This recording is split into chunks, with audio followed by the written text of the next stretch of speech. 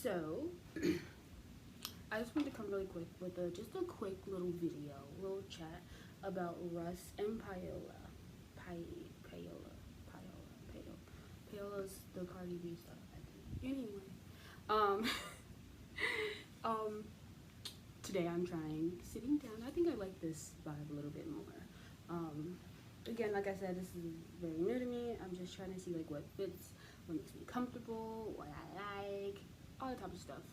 I am someone who has like forever focused on trying to make sure things are like perfect. Like I'm the type of person where I study, so I'm like watching the YouTubers and I love their content, and I'm like, oh wait, they have like an intro and they have all this stuff put together, and I'm like, why am I not there yet? Like, how do I figure this out? But I am trying to get more into the mindset of like just starting to create content, start from baby steps, and like move up and figure out how things go from there.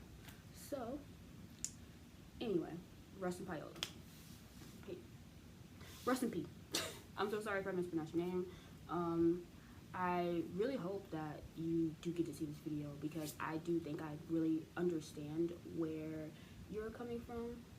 I'm not gonna lie, their storyline is not my favorite of 90 Day Fiance. I'm a huge 90 Day Fiance fan. I don't think anybody is. I just love the show. Don't really have like favorites. Actually, I do. Alexi and Lauren, I think how you say their name. They live in Tampa. I just love them two together. There's something about them too that I love.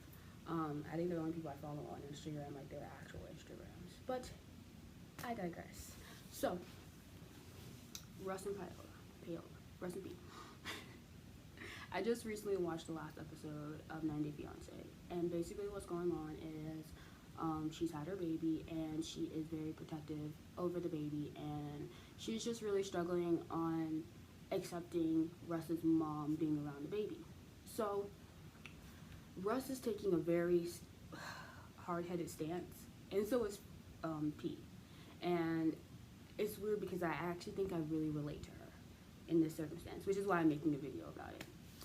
Okay, so she is saying that she doesn't even want anybody to really hold the baby but her. She's very protective of the baby. So to give some context and backstory, if you have not seen the earlier episodes of 90 Day Fiance when it comes to this couple, basically she came in and she moved into his house, I think in Ohio or one of those Midwestern states. She is, I believe, from Brazil. She's from a Latino country. And her first language is Spanish. And the culture is very different there than it is, especially in a Midwestern American country. She's used to modeling very provocatively. She's used to, just like using what God gave her and flaunting her gifts. And so when she moved into the house with Russ and his parents, it was a very tumultuous bringing together. He pretty much took her around all his white friends, and they didn't accept her. Like, he's very like youth group church vibes, and she's very downtown, let me go hang with my girls vibes. And there's nothing wrong with either one, but it is something wrong when you try to make your Latino wife assimilate into a white Midwestern culture. So his parents did not accept her. She came downstairs and very scad. What am I doing? Drink some water. Trying to do a gallon a day. So I'm out there 15 minutes. Take me a sip, because that's the level I'm at right now. Because I don't like water, but you need it. So anyway, so she's very hard-headed when it comes to his family because of how she was introduced to her family.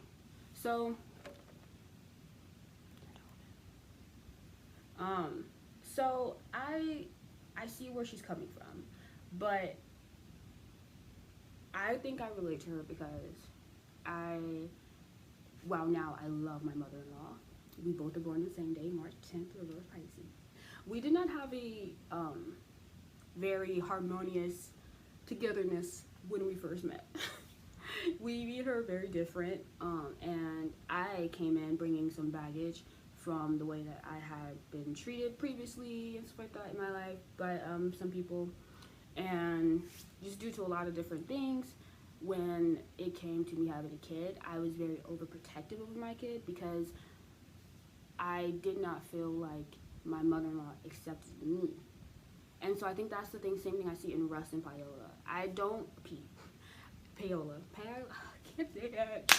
I don't think that she has anything against her mother-in-law on purpose. But I do think that it's never going to be harmonious and be one until his mother-in-law accepts her daughter. Point blank, period. Because it almost feels like, how the heck are you going to accept what I also helped make and not accept the person who helped make the person you are so in love with? And so what all I think P really wants is like that accepting love. See, I think because me and my mother-in-law were born the same day, we're both Pisces, I feel like me and her are exactly the same, and it's kind of dangerous in a way. Because when you are exactly like somebody, you end up communicating exactly the same. So for instance, me and my mother-in-law, we both talk. We both communicate our differences exactly the same. So we are both very vocal, but people we're comfortable with. So we're not comfortable with people, we just tend to not say anything, really. And just like let you go do you, because we don't want our energy to be affected. Well, the danger in that is if we are both not communicating to each other, then we never get to like really talk with each other. And so I see P using Russ a lot as that form of communication. Well, that's the problem too, because I can tell that she, like I does not trust her husband to effectively communicate exactly how she feels to him without mincing words, because he cares about his mom. Does it make any sense?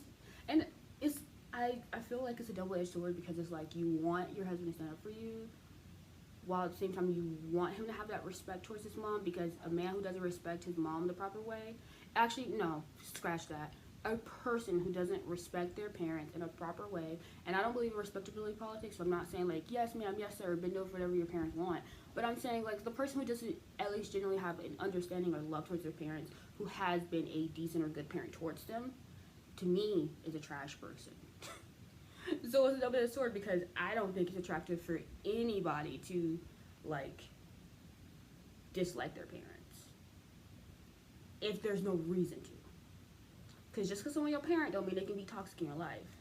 But like my husband and my mom, I do believe his mom is an amazing mom. She can take my kid and stuff. But I can't say I felt like that when I first had my kid.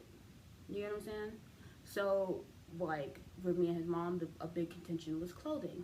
I got bullied a lot when I was younger, because I couldn't afford name brands. And so like if you don't know, in the African American community, it is very symbolic to a lot of people to have good clothing, because if you have good clothing, it is an outward way of saying that I'm good, boo. And because I didn't have that growing up, and one time one girl called me an insult to America. It was so ridiculous. Gosh, kids are so mean. Hopefully she's living a good life and realizes that what she said to me was bullshit. But anyway, so, and that's his mom's way of expressing love. And so because of me seeing that pattern, can't say the word, don't make fun of me. It was a contention point for both of us. And what it all really just boiled down to was I felt like his mom didn't love and respect me as a daughter-in-law, and that's just kind of what I was wanting, was to gain a mom in the way that I saw my husband gain a mom with my mom. And I think that's all P wants. I think all she wants is for Russ's mom to accept her. So basically, the moral of the story is, until Russ's mom do right by his wife, it ain't gonna work out. Even when they were first together, I saw a lot of Russ's mom call her just the girlfriend, and I remember that was a hard point for me too, because like his mom would like not say like wife or fiance or whatever. But our relationship really became more harmonious the more she realized I wasn't taking her son. In fact, I'm like, here, have your son when you want to have your son. And I tried to make that very clear and vocal of like, I don't want to take your son. I just also want to be a part of your son's life and your life. But I don't think until the mother-in-law and the and the daughter, until they get on one page of at least love, until once I realized that Jay's mom, my husband, accepted me for who I am and actually is totally cool with who I am, my quirks and all, like she loves the rest of her kids. Once I felt that, everything was fine. Not even a problem. But it's gonna be a lot tougher for them because the benefit that I have is my husband's mom is not judgmental. But Russ's mom, ooh. And Russ, that's something that you're gonna have to just like really see, that the way that you see your wife, your mom does not see your wife. And I think you have to straight up ask your mom, Mom, do you see my wife as a hoe? Okay, not like that probably, because they talk a little different. But, and you have to see what she says, because even in like the last time they talked, like she just was kind of like, oh, well, I don't like the way that she dresses or whatever, it's like that to her. And it's like, that's still like a shot. But I do see P keeping Russ's mom away from the child as a way of control and as a way of, you're not going to be able to have a bond with my kid until you have a bond with me. Because I do think that that's what it ends up feeling like, is that you're trying to skip a step. Does that make any sense? It feels like you're trying to skip a step, and instead of having a bond with me, you want to bond with my kid. And a lot of mom and parents feel that way in general. Like, you're not just going to let someone have a complete relationship with their child when they're underage without you having a relationship with them as well. And I don't think that makes a difference for the person just because that kid is blood related. Because it makes it feel like you only want to connect with the blood. But, like, that is my blood, too. We may not share blood, but we share blood with that child. And it's just going to be a better situation, I think, once Russ's mom accepts her. That's all it is. That's all it is. Because it's not something that you can just brush off. And I can tell that she's someone who really cares about energy. And so for her, it's just going to be a problem. So that's just my little tidbit, a little bit about me. I'm just going to upload this. I'm not going to edit. Just going to it to YouTube. And this is actually my first 40-minute video, so let's see how fast this goes. Peace out.